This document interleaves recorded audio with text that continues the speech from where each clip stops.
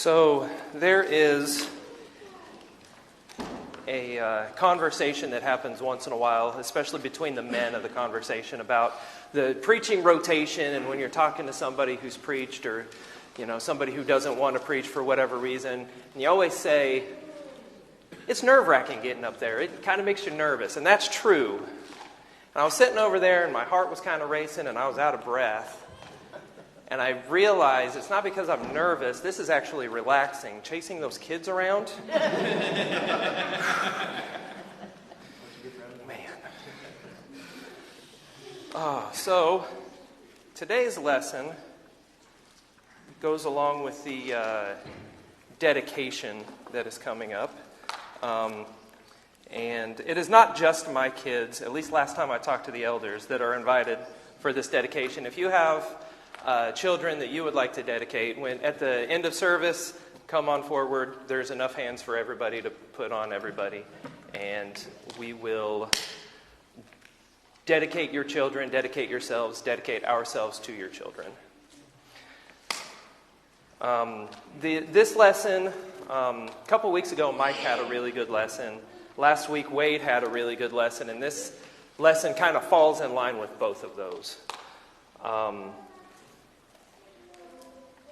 Last week, Wade was talking about belief and faith, and Kevin and I had a kind of little conversation about belief and faith, and the differences and the similarities between belief and faith, and basically what we landed on was, in Greek, it's the same word. You've got pistis, you've got pisteuo, and it's the exact same thing. In English, it kind of loses something in the translation. It's belief would be the noun, faith would be the verb. But when we think about it, belief is kind of a mental assent, and faith is what you do with that. I don't know why I'm holding this pen. So I'm going to actually explain to you a biblical view of what faith is when they mention it, because it's actually part of their society. It's not just a Christian thing. It's not just a religious thing. It's actually a part of their society. You have grace and you have faith, and they work hand in hand. And how it looks is you have what you call a patron and a client, and the client needs something. And we see this throughout the Bible. There's, I think it's Elijah, maybe Elisha, is traveling through, and there's a widow. I don't know. Just tried to come up with a story off the top of my head, and they're not all coming together. I'll pick a different story. Paul with Priscilla and Aquila. Thank you. What a day. Paul with Priscilla and Aquila. Paul goes and he meets Priscilla and Aquila. They're tent makers. Paul's a tent maker. He kind of works for them. They provide his needs. And the patron goes to a client. Say you have a baker, and the baker, we'll say his bakery burnt down, and he needs something. He can go to this patron, and usually there's a mediator involved. Actually, always there's a mediator involved, which is an entire sermon in and of itself, because the mediator is also a very, very important part through faith, or through our faith. Mediator plays a very significant role. But you would go through a mediator, you would meet this patron, and this patron would give you what you need based on nothing, just based on his feeling. If he felt like you were the person, I'm going to use church words, unmerited grace. He gives it to you just for the sake of giving it to you, and then you respond with faith. You act out, you go through town and you talk up this patron. Anything he needs, if you're a baker and he needs bread, you provide bread for him. You live out a loyalty to your patron. So faith is living out a loyalty to our patron obviously being God. Okay, we made it through that one. What's the next one?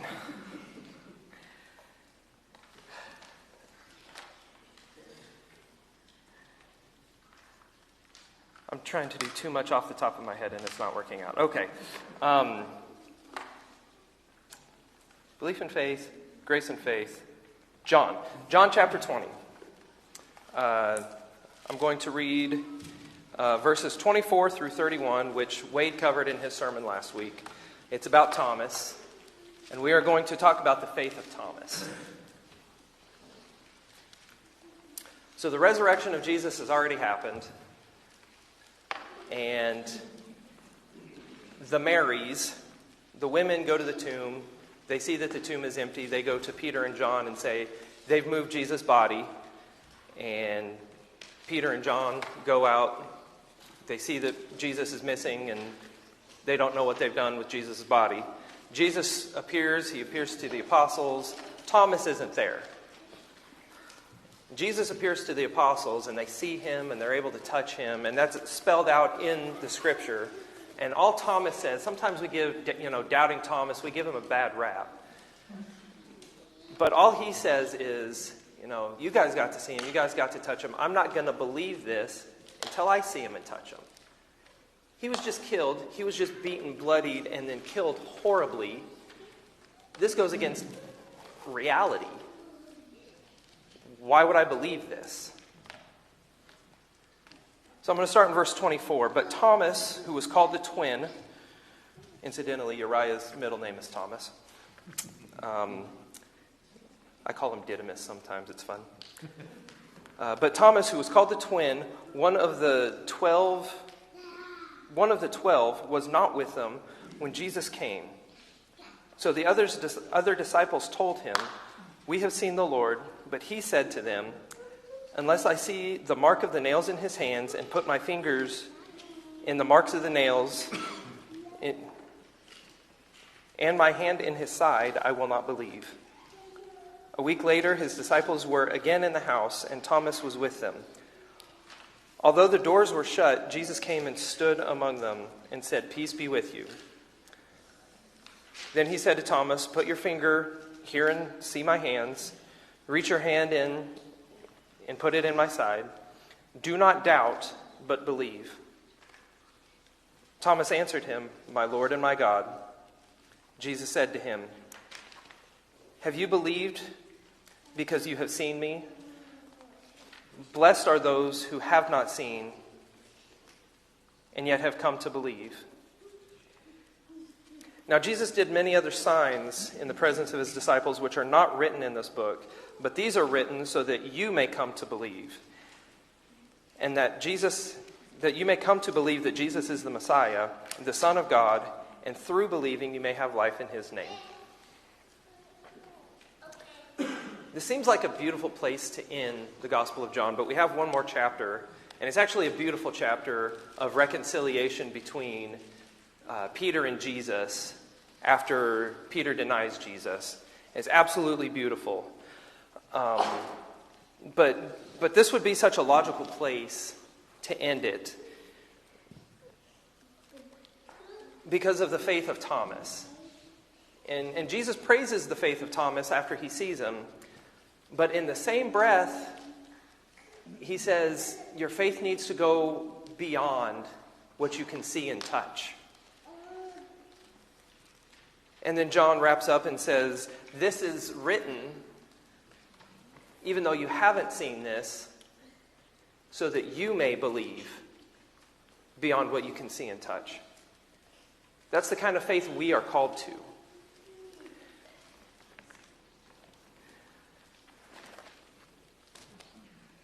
So now I'm going to do what I usually do, and I'm going to make an application of this story by making myself look like an idiot. Okay, you kind of got to follow the story. There's different settings. Back when I was a student at York College, I was a student there when Trump was elected the first time. And there was just so much, craziness going on in the world, and so much, what's the word I'm looking for? Everything was just so uncertain. And there were things going on with kids, and the old statistic where it says 3 out of 4 kids brought up in the church leave when they leave the home. And I was thinking about all of this. And, of course, this was before I met Sarah, and I was like, man, I never want to have kids in this country. I never want to have kids in this country. And then, I don't remember if it was probably later. I can't tell you how much later, a few weeks, the next semester, whatever it was.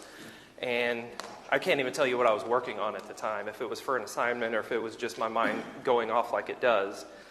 But I was thinking about infants and infant dedication and infant baptism. And I'm not usually an emotional kind of person, but you may see some waterworks. We'll call it the Spirit moving me. And I was thinking about this, and I was thinking about how seriously God would take this if you take your child in front of God and say, this child is yours. And then I was thinking about the world, the same thing that I had been thinking about before, about how often it is that, blame the parents, blame the child themselves, blame the world, the society they're brought up in, that it would be a terrifying thing to dedicate your child to the Lord and then have them fall away, because the Lord's going to hold somebody accountable. And thankfully, he holds Jesus accountable, but that's still a very serious thing. And then fast forward up to a couple weeks ago. And these same thoughts were going through my mind about how crazy the world is. And, there's an election upcoming, and there's going to be some very significant changes in the future. I was just thinking about, the world that my children are going to grow up in and how different it is than the world I grew up in. And I heard this little voice in the back of my head. And it just said, David, where is your faith? He said, where is your faith? My God defeated just about everything you can think of. Why am I afraid to bring up my children in this world? So I decided it was time to stop doing it myself. Just lift my kids up and say, they're yours.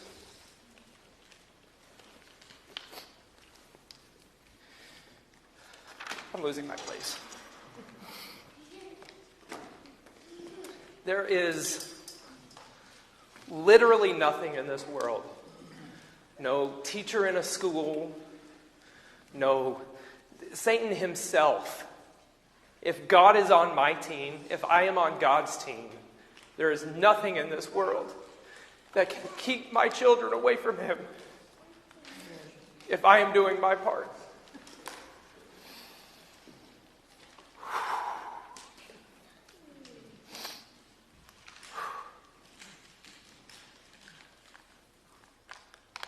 Because any evil in this world, my God is bigger and scarier than any of that. Amen. And he's on my team.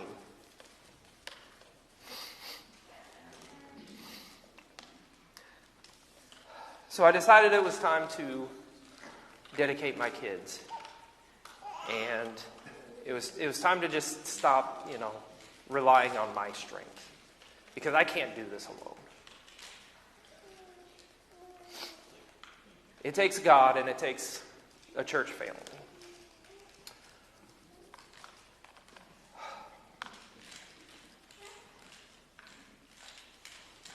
And I'm lost again. I keep looking at my notes, but I'm not reading them.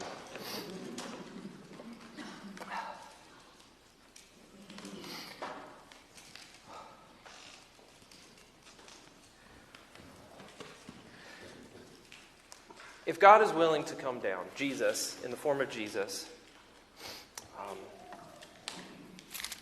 I didn't put this in my notes, but I'm going to read this anyways. Philippians chapter 2. Starting in verse 4, let each of you look not to your own interests, but to the interests of others. Let the same mind be in you that was in Jesus Christ, who though he was in the form of God, did not regard equality with God as something to be exploited, but emptied himself, taking the form of a slave, being born in human likeness, and being found in human form, he humbled himself and became obedient to the point of death, even death on a cross. If Jesus is willing to do that for me and win, then what in the deepest corners of hell do I have to be afraid of?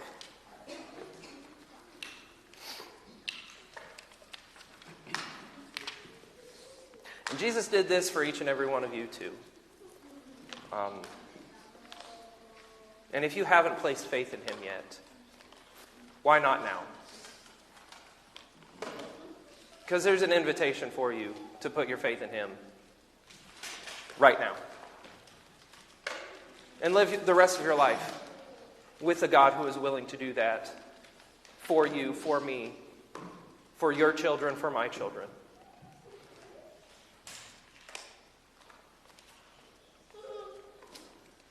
There's water behind me. We can baptize you. There's people here. We can pray with you. Whatever you need. Front row is yours. Come forward now as we stand and sing.